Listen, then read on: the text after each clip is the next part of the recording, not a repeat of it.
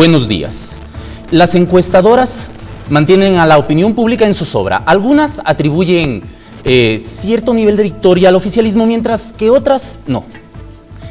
Recientes investigaciones demuestran que el oficialismo posiblemente conseguiría el 16% de la representación, cayendo casi más de la mitad de su representación actual del 57%.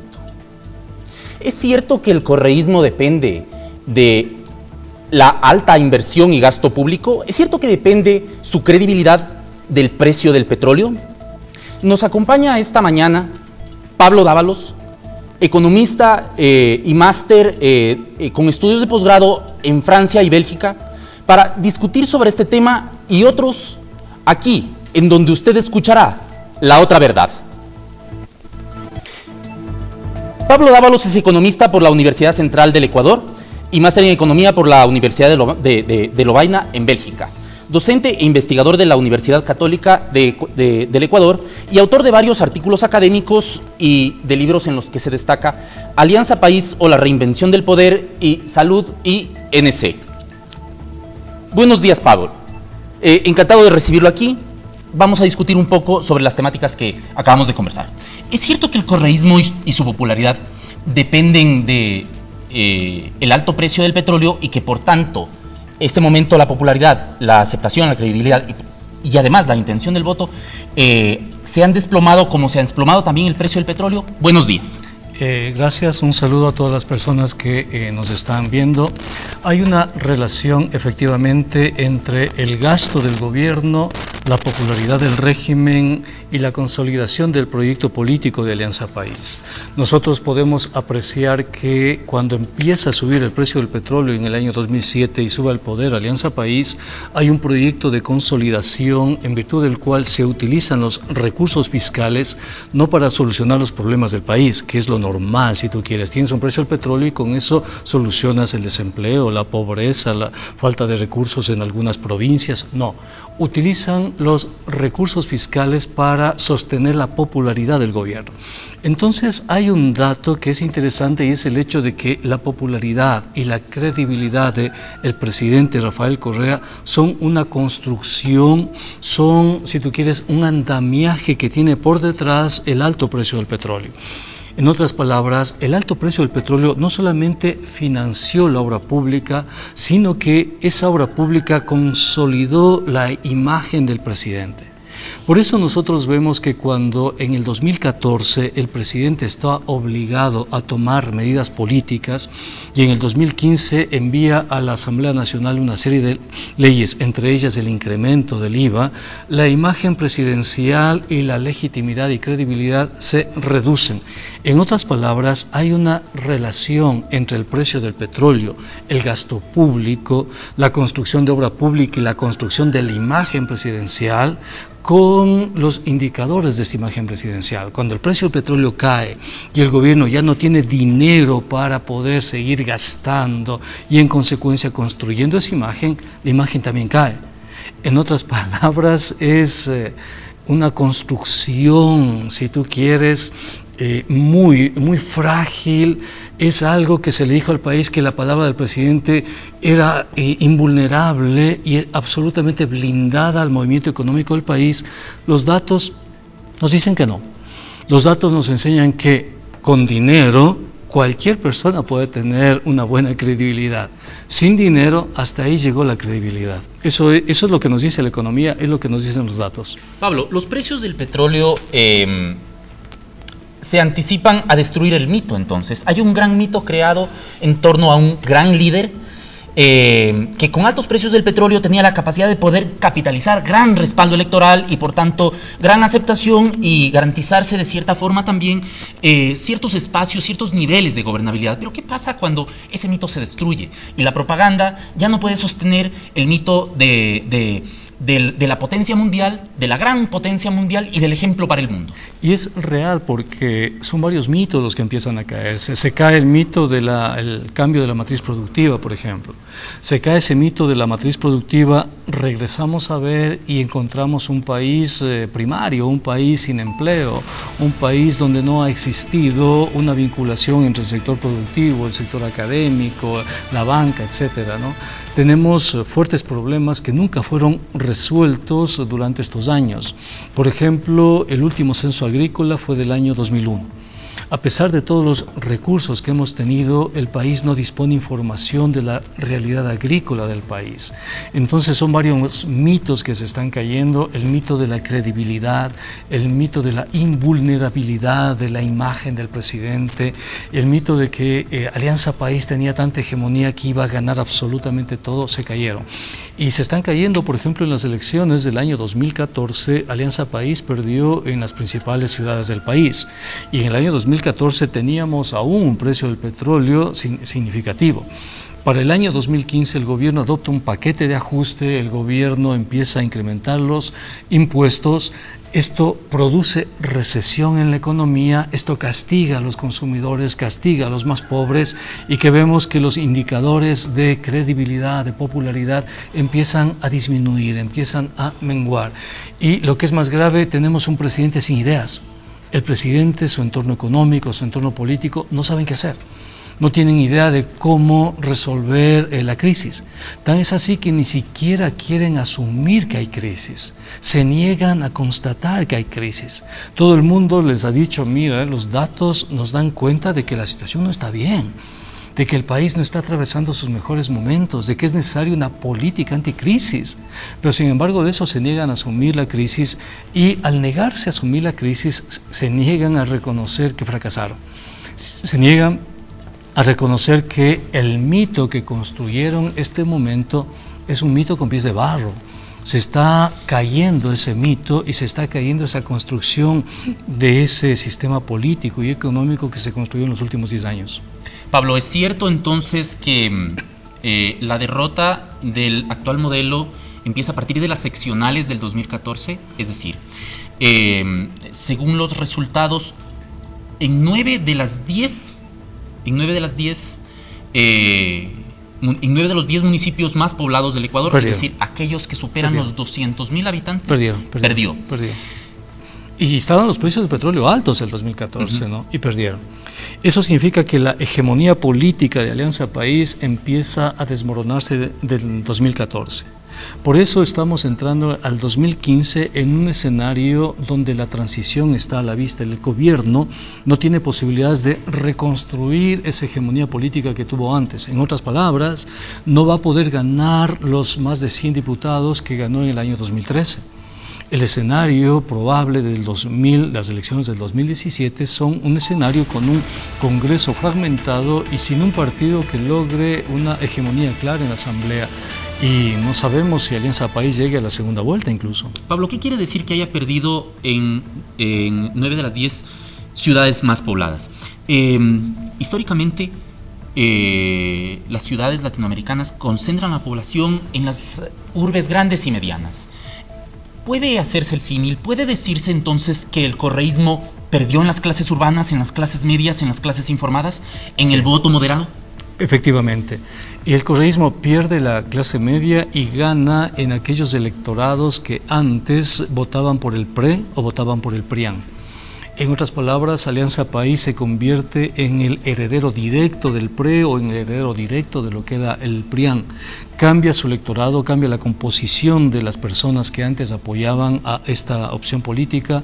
Al principio, detrás de Alianza País había un fuerte apoyo de la clase media, sobre todo en Quito, sobre todo en la Sierra y ciertos sectores de clase media de Guayaquil. 10 años después cambia ese electorado. La clase media de Quito no se reconoce ya en este partido político, la clase media de la Sierra no se reconoce ya en Alianza País, le quitan el apoyo a Alianza País, igual sucede en Guayaquil, y esa clase media se queda sin representatividad política. ¿Por qué? Porque sobre todo las clases medias de la Sierra, especialmente Quito y Cuenca, tenían dos partidos muy fuertes, que eran la Democracia Popular, Democracia Cristiana y la Izquierda Democrática. esos partidos desaparecen y le dejan en orfandad a la clase media.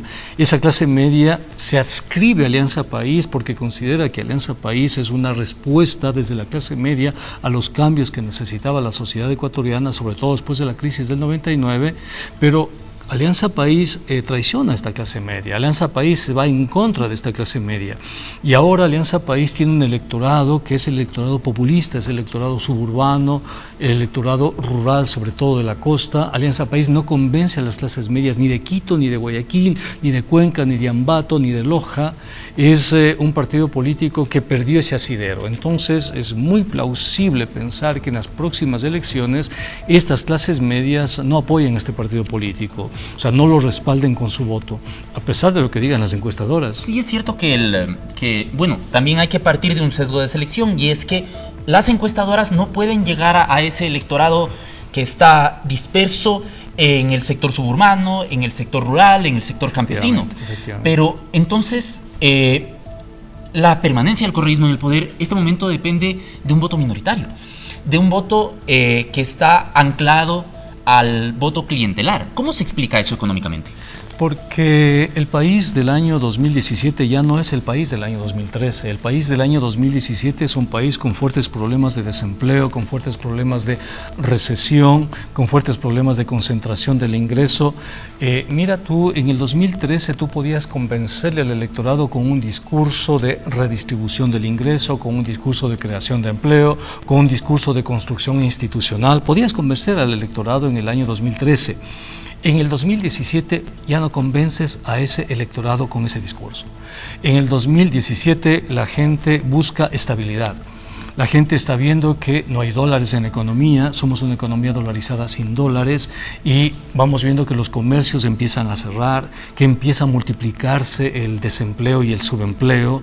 Estamos viendo que no hay emprendimientos productivos, que no hay créditos para emprendimientos productivos. Entonces la gente necesita otro discurso para el 2017. Pero sobre todo la gente en el 2017 busca un discurso de institucionalidad, en el sentido de que la institución que se ha creado en estos años no vaya en contra de los ciudadanos.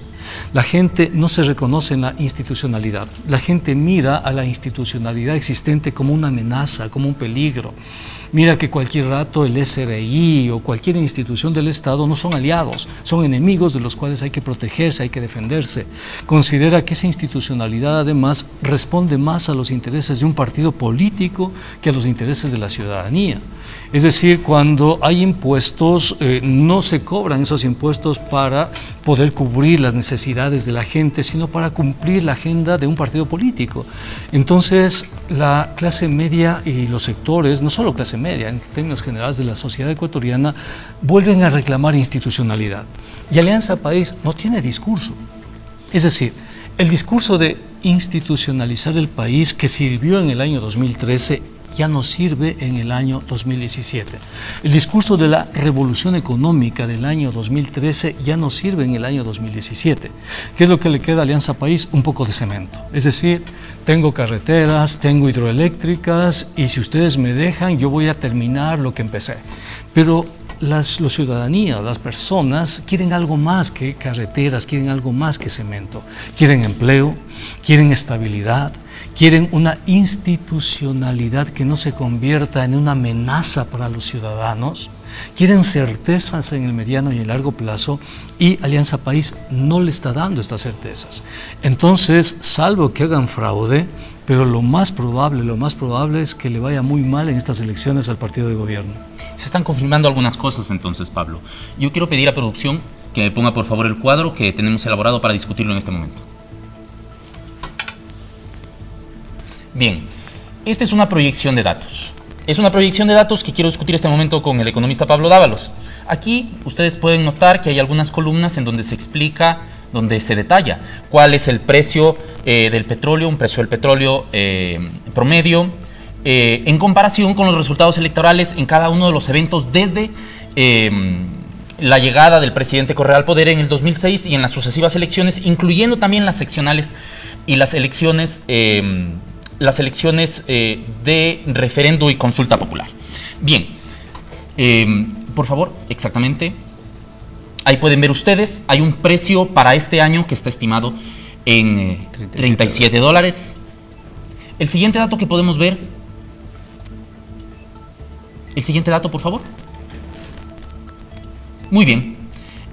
Una votación partidaria que se podría estimar en alrededor de 1 millón de votos, lo que representa una gran caída, como ustedes pueden ver, pues entre el 2011 y el 2013, pues más o menos el electorado correísta se circunscribía sobre los 4 millones de votos. Efectivamente. La siguiente, por favor. Y una votación, pues que se instala en alrededor del 9%.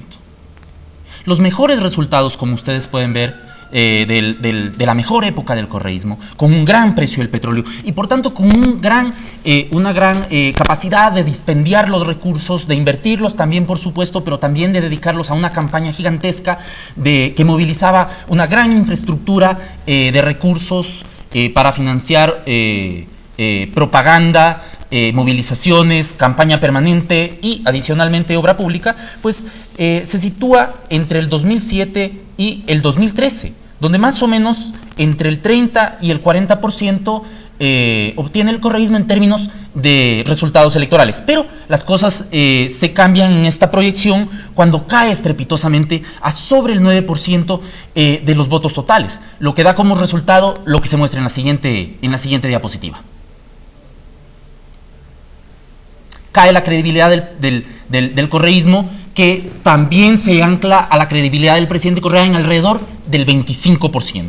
Y por tanto, por favor, la siguiente diapositiva, siguiendo más o menos estas variables, las que decíamos en un principio, es decir, precio del petróleo, credibilidad aliancista e intención del voto, e incorporando estos datos en una matriz cuya fórmula es la fórmula de distribución de escaños de Hunt, más o menos obtendría 22 escaños. 22 escaños que representan, como ustedes ven al lado de la gráfica en donde está encerrado el número en círculo, eso representa el 16.11% de la representación en el Congreso, en la Asamblea de Diputados, en la legislatura, lo que significaría una caída de 57 puntos. ¿Cómo poder explicar esto desde la perspectiva económica o econométrica, economista Dávalos? En primer lugar, me parece un ejercicio muy interesante de comparar dos variables, la variable política con la variable económica, en un ejercicio de economía política. Y el país necesita ese tipo de ejercicios para poder ampliar la mirada y comprender estos procesos electorales. ¿Y qué es lo que tenemos? Tenemos un ejercicio en virtud del cual, conforme el precio del petróleo alimenta el gasto fiscal, ese gasto fiscal impulsa la imagen presidencial y la imagen presidencial impulsa la capacidad del partido Alianza País para capturar votos y con esos votos traducir en hegemonía, en este caso en la Asamblea, ¿no? ¿Y qué es lo que tenemos ahora? Nosotros tenemos que cae el precio del petróleo y ese motor que impulsaba la hegemonía del partido de gobierno empieza a menguar, empieza a disminuir. Las revoluciones de ese motor empiezan poco a poco a caer, si se quiere. Si hacemos una prospección, ¿qué es lo que tenemos? Tenemos un ejercicio que lo veo por primera vez en el país, en donde dice tal cual van las cosas, con este precio del petróleo, lo más probable es que la representación parlamentaria de Alianza País llegue a 22 diputados. 22 de 137 asambleístas. De un control de más de 100 diputados a 22 diputados es una caída fuerte. ¿Qué tan plausible es este escenario? Desde la economía, la econometría y la economía política es muy plausible. Es decir, estamos frente a un ejercicio que daría cuenta de lo que podría suceder en las elecciones del 2017. ¿Qué vamos a tener? Que ese mito es que se construyó con la legitimidad y credibilidad del presidente se está cayendo, y con esa caída se cae también la capacidad de este partido de imponer representación en la Asamblea. Nos estamos aproximando a un escenario donde Alianza País no va a ser la primera fuerza en la Asamblea Nacional. Probablemente sea la segunda o la tercera, pero no la primera. ¿Podrá Alianza País tener capacidad de negociar en ese contexto? Digamos que Alianza País gane la presidencia de la República con Lenín Moreno Glass. Si gana la presidencia de la República, ¿cuál es el escenario del país cuando Alianza País apenas tenga 22 diputados? Una representación marginal. Tendrá la capacidad de negociar con otros bloques políticos, un partido político que nunca ha negociado absolutamente nada con nadie, que ha construido la política desde el autismo, desde la prepotencia, desde el autoritarismo. ¿Puede negociar? El probable escenario con esos datos es que el país en el año 2017-2018 entre a la muerte cruzada. Es decir, vamos a pasar de un ciclo de estabilidad política y económica a un ciclo de inestabilidad tanto política cuanto económica. Es la principal conclusión que podemos sacar después de haber visto este ejercicio. Todavía quedan otras interrogantes sobre la estabilidad de la democracia, sobre el posible retorno del neoliberalismo y sobre la posibilidad de destrabar el bloqueo institucional como consecuencia del profundo daño que ha provocado la reforma institucional correísta, que lo vamos a discutir en el siguiente bloque. Acompáñennos, por favor. Espacio publicitario. Joana Lozano, estudio de arquitectura y diseño interior, planificación arquitectónica, diseño y decoración interior, cortinas, persianas y automatización, papel tapiz importado, mobiliario para sala, comedor, oficinas, cocinas, closets, alfombras personalizadas, lámparas clásicas y modernas. Arquitecta Joana Lozano, máster en arquitectura y diseño interior por la Universidad Politécnica de Madrid. Dirección 24 de Mayo y Lourdes, edificio Panorama. Luna Maldonado, SA, abogados y consultores tributaristas, LMS, Kifus, Compañía Limitada. Es una firma especializada en brindar asesoría tributaria integral a sociedades y personas naturales. Contamos con un equipo interdisciplinario de abogados, financieros y contadores auditores, consolidado a partir del profesionalismo y habilidad de sus socios, formados y especializados en la administración tributaria de Ecuador por casi una década. Dirección, Prolongación Avenida, 24 de Mayo y Segundo Cueva Celi. Dale un cambio a tu vida. Alivinatu, tu spa terapéutico y centro naturista. Ven hoy mismo y obtén tu consulta gratis con profesionales en medicina natural, en tratamientos faciales, masajes relajantes con aromaterapia, desintoxicación del organismo, baños de cajón, exfoliaciones corporales, hidroterapia, tratamientos reductores, tratamientos para el colon, hígado y muchísimo más. Además, en Alivinatu, nuestra amplia oferta de productos naturales, jugos, alimentación saludable y restaurante vegetariano. Visítanos en 10 de agosto entre Bernardo Valdivieso y Olmedo o nuestra sucursal en Bolívar y Miguel Río Frío. Alivinatu, tu spa terapéutico y centro naturista. Loja, ahora tu salud está más protegida con Farmacias Nacional. Atendemos las 24 horas, los 7 días a la semana, los 365 días del año. Ubícanos en el corazón de la ciudad, Bernardo Valdivieso y José Antonio Eguiguren, Parque Central. Farmacias Nacional, siempre con precios justos y excelente servicio. ¡Te esperamos! Farmacia Nacional, excelente servicio y a los mejores precios. MediSbelt Medical Center. Buscamos la naturalidad y la armonía. Tratamientos para prevenir, frenar y tratar el paso del tiempo. Cirugía cosmética y estética mini invasiva de cara, cuello, abdomen y senos. Rejuvenecimiento facial sin cirugía. Toxina botulínica y drenaje linfático. Cirugía de la intimidad. MediSbelt Medical Center. Centro médico integral con los últimos avances tecnológicos y las soluciones más efectivas. Desde el primer momento, el paciente se sentirá respaldado por el Dr. Henry Alvarado, médico cirujano estético especialista y todo nuestro personal. Fin de espacio publicitario.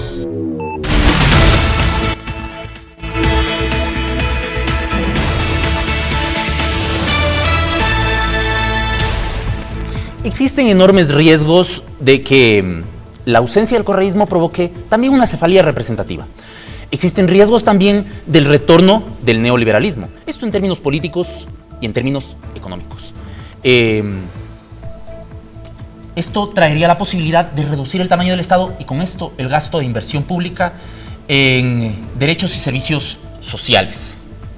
¿Cuáles son los riesgos principalmente para la democracia? Me refiero a que, de esta posible acefalía, me refiero a que si el correísmo se arrincona en la minoría y no tiene posibilidad de controlar la agenda legislativa y la agenda política en el Ecuador, existe también la posibilidad de lo que conversábamos en el bloque anterior, es decir, de que el próximo presidente sea o no del correísmo, porque esos son otros datos que podríamos discutirlos, no pueda encajar en un modelo de gobernabilidad y por tanto empujar al presidente de la República, repetimos, sea cual sea, del correísmo o de la oposición, a decretar la muerte cruzada, disolver a la Asamblea Nacional y provocar un periodo de gobierno sin la presencia del legislativo, lo que representa lo que para algunos especialistas ya sucede en este momento, es decir, la ausencia de fiscalización y la ausencia de legislación, pero realmente en ausencia del poder legislativo en sesiones y con presencia auténtica, real. ¿Cuáles son las consecuencias para la democracia en este caso de acefalía institucional? En primer lugar, nosotros tenemos el hecho de que Alianza País va a bloquear, va a hacer todo lo posible, va a neutralizar la próxima asamblea para evitar la fiscalización y para evitar la transición institucional. Es decir, todos los votos que tenga Alianza País en las próximas elecciones serán puestos dentro de una matriz de confrontación y una matriz de bloqueo institucional. El país en el año 2017 no va a poder reconstruir su institucionalidad porque va a tener un serio problema ahí y es Alianza País. Es lo primero que vamos a ver. Alianza País tiene que cubrirse porque de una u otra manera ha malgastado, por así decirlo, más de 300.000 millones de dólares que no fueron utilizados para resolver los problemas estructurales del país. Porque si hubiesen sido utilizados para eso, los problemas que tenemos hoy de desempleo, subempleo, serían mucho menores. Entonces, tenemos el hecho de que Alianza País va a utilizar toda su fuerza electoral para cubrir la impunidad, cubrirse de impunidad. Alianza País va a evitar la fiscalización, Alianza País va a evitar que se cambien sus cuadros políticos que va a tener enquistados en todo el aparato del Estado, los va a proteger, va a tratar de que sus mismos cuadros sigan operando independientemente del próximo gobierno. Por eso lo más probable es que el próximo gobierno tenga que hacer cambios institucionales y constitucionales, es decir, una reforma que le dé la fuerza política suficiente para poder destrabar este impasse institucional y este bloqueo institucional que va a provocar Alianza País, es lo primero. Segundo, Alianza País va a hacer todo lo posible para que el país regrese al neoliberalismo. Alianza País nos empuja al neoliberalismo. ¿Por qué? Porque si caemos en el neoliberalismo, creamos el retorno de Alianza País. Es decir, si el país cae otra vez a negociar con el Fondo Monetario y a imponer políticas de ajuste en donde suba el precio de la gasolina, suban los impuestos, se reduzcan salarios, se reduzcan empleos en el sector público, se reduzca el gasto en salud, en educación, en inversión pública, que eso significa el neoliberalismo, entonces vamos a crear las condiciones para que Alianza País retorne nuevamente. Y Alianza País diga, miren, con nosotros no firmábamos con el Fondo Monetario Internacional, con nosotros teníamos la mejor inversión en salud, educación, inversión, y vean ustedes ahora con este presidente, porque si va Lasso, el país entra directo, sea Lasso, sea Cintia, entran directo en la órbita del Fondo Monetario y del neoliberalismo. Y eso significa crear las condiciones para que Alianza País regrese nuevamente al poder. Por eso a Alianza País le conviene que si no ganan ellos la presidencia, gane Lasso, le conviene que el país entre nuevamente en el neoliberalismo. ¿Por qué? Porque con eso ellos pueden abrirse un espacio de crítica social, legitimar ese consenso alrededor de que el país con el neoliberalismo no ha logrado resolver sus problemas y que ellos sí eran la opción frente a gente como Lasso o gente como Cintia Viteri.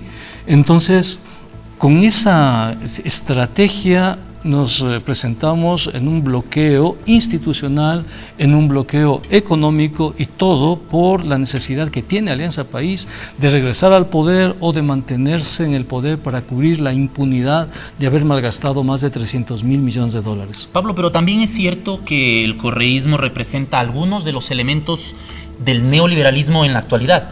Quiero referirme a la hipótesis de un libro que ya está a la venta, que está disponible, que se llama Salud, INC, Monopolio, Ganancia y Asimetrías de la Información en el Aseguramiento Privado de la Salud en Ecuador, que es de Pablo Dávalos, de nuestro invitado. En este libro muy interesante, con argumentos muy lúcidos, se explica cómo, como le llama Juan Cubi en la introducción, el correísmo se muta en una nueva forma de neoliberalismo. Es decir, inyecta un gran caudal de recursos públicos a la economía, pero sin ninguna estructura. En el caso de este libro se discute la medicina prepagada y las contradicciones en los rubros de alta inversión y gasto público en materia de salud, pero al mismo tiempo la desestructuración del sistema público de salud. Sí, porque uno de los discursos que más ha pegado en la gente a nivel nacional e internacional es el hecho de que se gastó mucho en salud. Y efectivamente el presupuesto en salud comparado con los gobiernos neoliberales se incrementó bastante. Pasamos de alrededor del 0,5% del PIB al 1% del PIB, que ya es bastantísimo, ¿no? En términos de recursos, alrededor de, para el año pasado, 2.600 millones de dólares. Está bien. El presupuesto en salud creció y creció de una forma importante, pero lo que no se dice es que al mismo tiempo que crece el presupuesto en salud, crecen las transferencias desde el Estado hacia el sector privado en la salud. ¿Y qué es lo que tenemos? Tenemos una especie de privatización encubierta, por decirlo de alguna manera, en donde el incremento del presupuesto público se traduce en transferencias directas a sectores privados. Por eso cuando realicé esta investigación, que es una investigación científica, es una investigación que tiene el aval de la universidad y cumple los requisitos académicos científicos establecidos por las leyes vigentes, se demuestra cómo crece el predominio y cómo se consolida el sector privado frente al Sistema Nacional de Salud. Entonces, cuando está en riesgo tu salud, te sientes vulnerable, regresas a ver y encuentras un sistema nacional de salud muy debilitado. Si tienes recursos económicos, ¿qué es lo que haces? Contratas un seguro privado. ¿Por qué contratas un seguro privado? Porque no confías en el sistema público de salud. Pero aquí la investigación tiene unos datos realmente interesantes y es el hecho de que, por ejemplo, en el año 2010 el gobierno decidió hacer cambios en el IES para que puedan ser atendidos trabajadores por cuenta propia, los familiares del asegurado como su cónyuge, sus hijos, y esto significó que se amplíe la cobertura del IES. El IES atendía alrededor de 2.800.000 personas en servicios de salud, pero con estos cambios pasó a atender a más de 4 millones de personas. Al año siguiente el gobierno llamó a una consulta popular para controlar básicamente los medios de comunicación. Ahí puso la cuestión de los toros, los juegos de azar, pero como había llevado este tipo de políticas, la gente apoyó esto. Pero claro, el IES empezó a atender a 4 millones de personas sin tener la infraestructura necesaria. ¿Qué hizo el IES? Transfirió hacia el sector privado. Y los datos están en el libro, se transfieren del año 2011 al año 2014 más de 2.000 millones de dólares a las clínicas privadas. Es decir, hay una transferencia neta de recursos del sector público al sector privado. Pero no solo eso, sino que el gobierno llevó adelante en el IES una estrategia perversa, por así decirlo, para evitar que esa gran cantidad de gente que tenía que ser atendida entre al sistema de salud del IES. Como lo hizo a través de un mecanismo que se llama call center. Este mecanismo está hecho para evitar que los usuarios entren al sistema. ¿Por qué? Porque cuando tú llamas al call center, no te atienden. O la cita que te da el call center, no está en función de las expectativas que tú tienes con respecto a tu salud. Es decir, estás con una enfermedad y la enfermedad tiene otros tiempos. Los tiempos patológicos no son los tiempos de la burocracia. El call center te da una cita o te prolonga la cita y hace que para cuidar tu salud tú tengas que ir o al hospital público si no tienes dinero o tengas que ir a un hospital privado o a una aseguradora privada de salud. Entonces encontramos este mecanismo de exclusión, es un mecanismo perverso, pero frente a los grandes titulares aparece como que el gobierno ha gastado mucho en salud, el gobierno defiende la salud de la población, pero es falso, pues, es otro mito, ¿no? Porque no hay esa construcción de salud. El país hasta el día de hoy no tiene un sistema nacional de salud único, por ejemplo, ¿no? Tiene un sistema de salud muy segmentado, muy fragmentado. Y esto empata con otras investigaciones que he hecho que tiene que ver con los grupos de poder.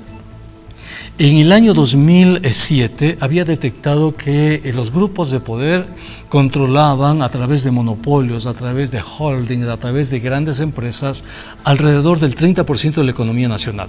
año 2007, cuando empezó la Revolución Ciudadana. La investigación avanza al año 2015 y demuestra la investigación que, al menos en el caso de la salud, los holdings, los monopolios, pasan de controlar del 30% de la economía a más del 50% de la economía. Hay 540 personas en este país, en el Ecuador, que controlan la mitad del Producto Interno Bruto de este país. ¿Quiénes son? Está el señor Fidelegas, está la familia Raid, está la familia El Juri, está la familia Sarninsky, está General Motors, etcétera, ¿no? Son los grandes holdings que controlan la economía.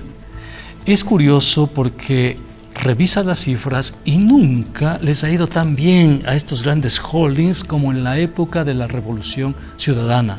Nunca los bancos tuvieron tantas utilidades, tanto dinero como en los años de la Revolución Ciudadana, jamás. Entonces, Pablo, ¿es cierto entonces que se produce un proceso de privatización, es decir, de un auge importante del sector privado, cosa que no está mal, pero lo problemático es que se desestructuran, se desarman los sistemas? El caso del libro es de la salud pública. Entonces se produce un proceso de privatización financiada por el Estado. Efectivamente. Con una doble posibilidad, digamos, con una doble dimensión de la estrategia perversa. Es decir, masificar, como dice el libro, masificar la mayor cantidad de asegurados, pero no con el propósito de atenderlos en salud, sino con el propósito de recaudar. ¿Cuáles son las cifras que en materia recaudatoria, a propósito de amplificar, de aumentar la base de jubilados del Seguro Social y de los otros sistemas de aseguramiento social, ha logrado conseguir el correísmo durante esta década de gobierno? Sí, mira, el libro presenta datos, por ejemplo, con respecto a la seguridad social.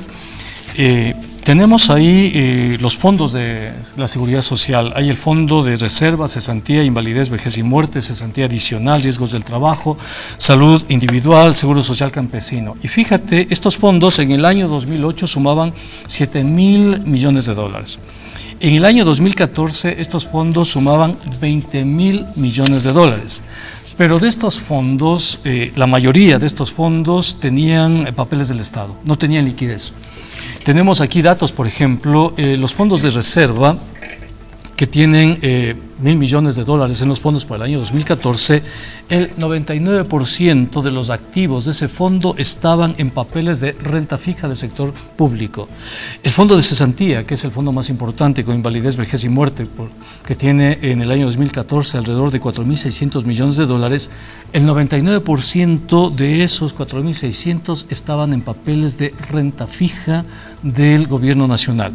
El fondo de riesgos de trabajo, 92%, el fondo de invalidez, vejez y muerte, 85%, sumando todo lo que el IES tiene en papeles del gobierno, llegamos a una cantidad de 14.000 millones de dólares en el 2014. Es decir, el IES está lleno de papeles del Estado y no tiene liquidez para atender a sus afiliados. La liquidez que tiene es con las justas, si tú quieres. La liquidez que el IES maneja le sirve para gastos operativos, pero a futuro el IES prácticamente está quebrado. Con este modelo de gestión, el IES entonces se conduce a la bancarrota, a la desaparición, a la privatización. Sí, la única salida que tendría el IES sería su privatización desde la óptica neoliberal. La otra sería cambiar la ley del IES para fortalecer al IES y que el IES cobre al Estado, porque el IES está lleno de papeles del Estado, está lleno de papeles del Estado. ¿Puede decirse entonces que el correísmo estaba pavimentando el camino para poder provocar la privatización del Seguro Social? Porque fíjate tú, en el año 2008 teníamos 7.000 millones en recaudación del IES, porque recuerda además que está penalizado ser moroso en el IES. Es decir, si un empresario no paga las contribuciones de sus trabajadores, es susceptible de ser criminalizado y perseguido. Por eso todos los empresarios y todas las personas se cuidan de tener problemas con el IES. Por eso la recaudación del IES pasa de 7.000 a 20.000 millones de dólares. Entonces el gobierno dice, nosotros hemos expandido la seguridad social, pero de esos 20.000, de 7 a 20.000 millones, el gobierno lanza una red y se lleva la mayor parte de esos recursos, si tú quieres. Como tiene que pagar el Estado, tiene que pagar porque es una deuda. ¿Qué hace el gobierno? Hace un mecanismo que se llama rollover, es decir, ¿cuánto te debo? Te debo tantos millones, te doy otro papel por esos millones. Y el gobierno nunca paga con liquidez real. inunda al IES de papeles, los va inundando de papeles. Entonces, ¿qué es lo que tú tienes? Tienes 20.000 millones, de esos 20.000, 14.000 millones, pero de lo que te queda, de los 6.000 millones que le queda al IES, 2.000 millones se transfirieron a las clínicas privadas. ¿Por qué? Porque el IES no tenía la capacidad de atender a esos más de 4 millones. ¿Y por qué? Porque el Estado dijo, está bien, atiéndanse los cónyuges, atiéndanse los trabajadores, pero no hizo cambios institucionales y en la infraestructura del IES que permita absorber a esas nuevas personas que iban a entrar a la seguridad social, pues. ¿Qué pasó? Que la seguridad social se vio desbordada por todos los lados. ¿A dónde acudió la seguridad social? A las clínicas privadas y a los seguros privados de salud. ¿Cómo se llama eso? Privatización. ¿Se puede decir entonces que esto no responde a un azar del destino, a una coincidencia, sino que tal vez responde a un plan que conduzca precisamente a lo que usted dice, a la privatización del sector de la salud? Porque además los datos de su investigación revelan que 4 empresas del sector de la salud acaparan el 90% del mercado y una sola de estas, el 60%. Con lo cual está claro que sí hay un alto nivel de inyección de recursos en materia de salud, pero gran parte de esos recursos son desviados al sector privado.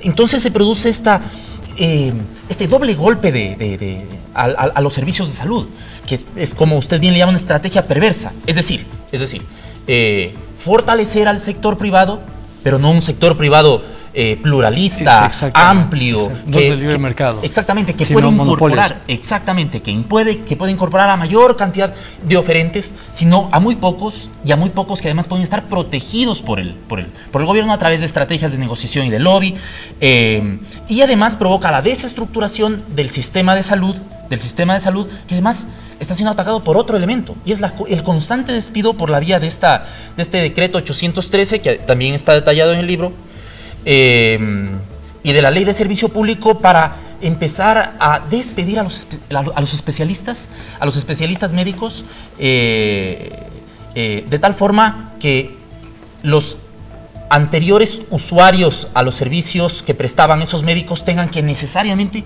recurrir al sistema privado de salud. Efectivamente, es lo que hizo el gobierno desde el año 2013. Empezó a despedir a especialistas con un altísimo valor agregado para el país. Esos especialistas en diferentes ramas de la medicina son muy valorados porque tienen una experiencia de muchos años, han estudiado en el extranjero, tienen cursos de especialización, y tener un especialista de ese nivel en el sector público realmente implica un privilegio para el Estado, porque es gente que no tiene problemas de empleo, es gente que puede entrar a trabajar en el sector privado sin problemas. ¿Qué hizo el Estado? El Estado se desprendió de esos especialistas desde el año 2013 o 2014, incorporó en el presupuesto de salud una partida que se llama modernización, que sirve justamente para pagar los despidos de esta gente. ¿Para qué? Para debilitar al sector público en salud. Y con eso fortaleció al sector privado. Esta fue otra estrategia de fortalecimiento al sector privado. Cuando se analiza el sector de salud, tú tienes, por ejemplo, el sector de comercio al por mayor de productos farmacéuticos, con un volumen de ventas en el año 2014 de 3.000 millones, y hay una dominancia de mercado medida, se llama índice Herfindahl-Hirschman IHH, y aparece la empresa Difare con dominancia del mercado del 56%. Luego tú ves farmacias, en farmacias está Fibeca, con un índice de dominancia de mercado del 99%. En industria farmacéutica tienes Kifatex con un índice de dominancia del 73%, y en el caso de medicina de prepagada tienes a Salud S.A. de 63%, cuyo principal accionista es Roque Sevilla. Roque Sevilla aparece en la investigación con el Grupo Futuro S.A. como uno de los más importantes accionistas de la empresa Salud S.A., y ahí aparecen 3 sociedades en paraísos fiscales, Alpha Focus International, Arabella Consulting y Vacation Club USA, que son paraísos fiscales del Grupo Futuro S.A. Tú tienes el Grupo Futuro S.A., que es un holding que maneja el monopolio, en este caso de la medicina prepagada. Es interesante ver, aquí hay un gráfico, por ejemplo, es el Grupo Futuro, no sé si lo pueda ver la televisión. En este gráfico podemos ver, estos son los activos del grupo, aquí están los activos del grupo. Aquí en este gráfico al lado de los activos están los ingresos del Grupo Futuro, que el principal accionista es Roque Sevilla, y esta barra, la más pequeñita de todas, esta de aquí, son los impuestos que pagó Roque Sevilla y su grupo económico, ¿no? Impresionante. Menos del 1% del volumen de ingresos. Y esto pasa con todas las empresas, ¿no? Si tú sumas los ingresos de las empresas y ves la responsabilidad fiscal, es mínima. Es mínima. No llega al 2% la responsabilidad fiscal de estas grandes empresas. Entonces imagínate un gobierno donde hay liquidez, las empresas venden y no pagan impuestos y se consolidan los monopolios. O sea, mejor imposible para estos empresarios. Pablo, pero el problema no es la convivencia armónica entre Estado, un Estado fuerte que regule y un mercado. Exacto. El problema son los monopolios. El problema son los monopolios. Porque otro fuera el contexto si el Estado, digamos, a través del gobierno del presidente Correa hubiera estructurado seriamente un plan que resuelva los problemas de la jubilación y de las pensiones y del aseguramiento y de la salud e incorporar alternativamente a la mayor cantidad totalmente de acuerdo. De empresas de salud. Digamos. No se trata de las empresas, se trata de los monopolios, porque cuando hay monopolios tú pagas más.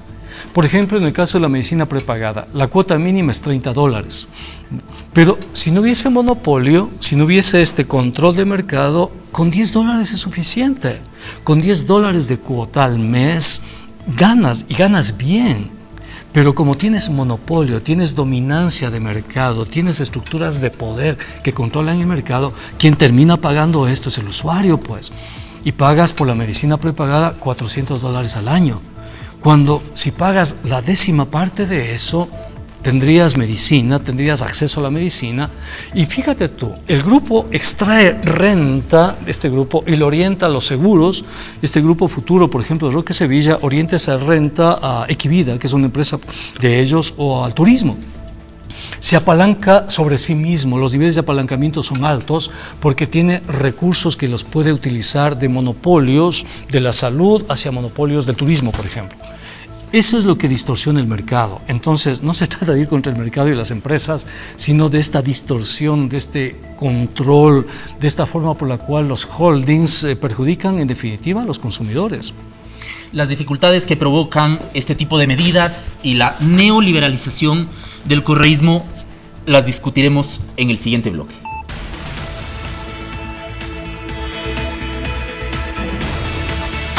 Inicio espacio publicitario.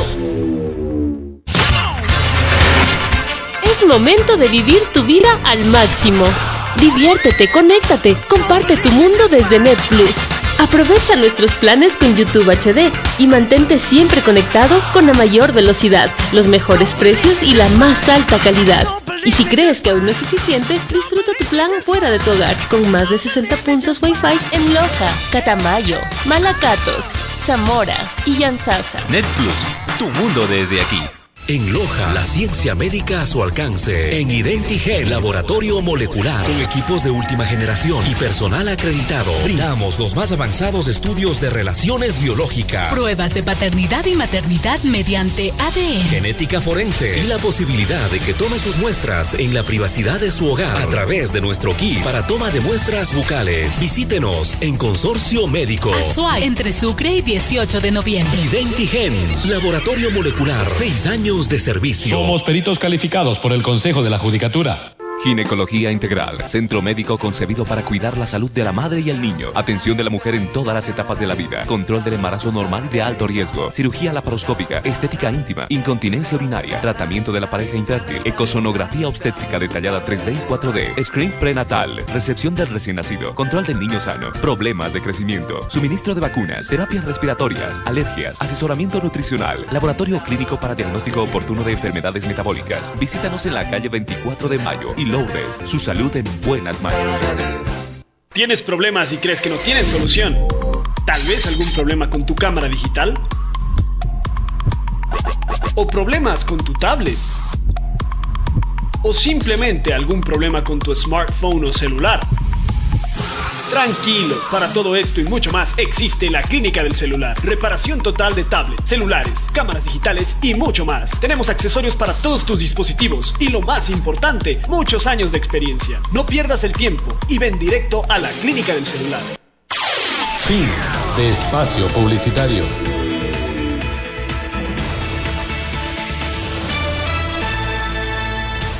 Las dificultades que representa el correísmo, o que ha representado el correísmo en términos de su contradicción ideológica y de su discurso, han marcado una agenda de privatización de la economía, pero financiada esta privatización con la gran inyección de recursos provenientes del sector público, de las arcas del Estado. En este diálogo sostenido con Pablo Dávalos, un experto económico y además autor prolífico de muchos libros, incluyendo uno que se presenta en estos días, o se presentó en estos días, sobre la problemática de la salud, hemos podido discutir que estas hipótesis son válidas. Para terminar, Pablo, ¿cuál es entonces la salida en términos generales y utilizando la problemática de la salud? ¿Cuál es la salida del correísmo, o cuál es la salida del correísmo, y qué es lo que como ciudadanos debemos exigir al próximo gobierno? Yo creo que los y las ciudadanas deben estar plenamente conscientes de lo que significa su voto. Debemos votar con absoluta responsabilidad. Cuando votemos tenemos que dejar los sentimientos a un lado. Puede ser que un candidato nos caiga bien por determinada circunstancia, pero pensemos en lo que significa ese candidato. Pensemos que si votamos por un banquero, ese banquero va a defender a los banqueros. No nos sorprenda después que si votamos por un banquero, este banquero lleve adelante un salvataje de bancos. Es lo normal. Pensemos que si votamos por Alianza País, lo más probable es que Alianza País va a utilizar ese voto en contra de los ciudadanos porque tiene que defenderse. Son 300.000 millones que tiene que cubrir de alguna manera. Hay muchísimos casos de corrupción que no han sido ventilados ante la opinión pública. Hay muchos elementos, por ejemplo, los contratos de deuda externa con China que no son conocidos por la ciudadanía. Nadie conoce lo que firmó ese gobierno con los chinos. Y obviamente Alianza País quiere que eso permanezca en la sombra. En consecuencia, seamos conscientes de lo que está en juego en las elecciones del 2017. Está en juego la dolarización, está en juego el empleo, está en juego la institucionalidad. Seamos coherentes con nuestra familia, con nuestro entorno, y veamos la mejor de las opciones que tengamos. Pero sobre todo seamos solidarios entre nosotros. Si el gobierno persigue a alguien, seamos solidarios con las personas para demostrarles que no están solos. Los que denuncian, los que hablan, los que se juegan todo el tiempo, no están solos. Tienen ecuatorianos y ecuatorianas que los están respaldando de manera activa o de manera solidaria, pero no están solos. Este país necesita un baño de verdad. Este país necesita justicia, necesita transparencia. Este país necesita reconstruir la institucionalidad. Y eso no depende de los políticos, eso depende de la sociedad. Invitamos a nuestros amigos a que adquieran el libro. Les repito, se llama Salud INC, Monopolio, Ganancia y Asimetrías de la Información en el Aseguramiento Privado de la Salud en Ecuador. Pero también pueden descargárselo gratuitamente, libremente, de la página del economista Dávalos, que es pablo-dávalos.blogspot.com. En este diálogo hemos discutido sobre la mitología que envuelve a Alianza País y su dependencia del precio del petróleo. La próxima semana seguiremos discutiendo, analizando y desvelando también la otra verdad. Acompáñenme. Muchas gracias. Gracias al economista. Muchas gracias. Buen día.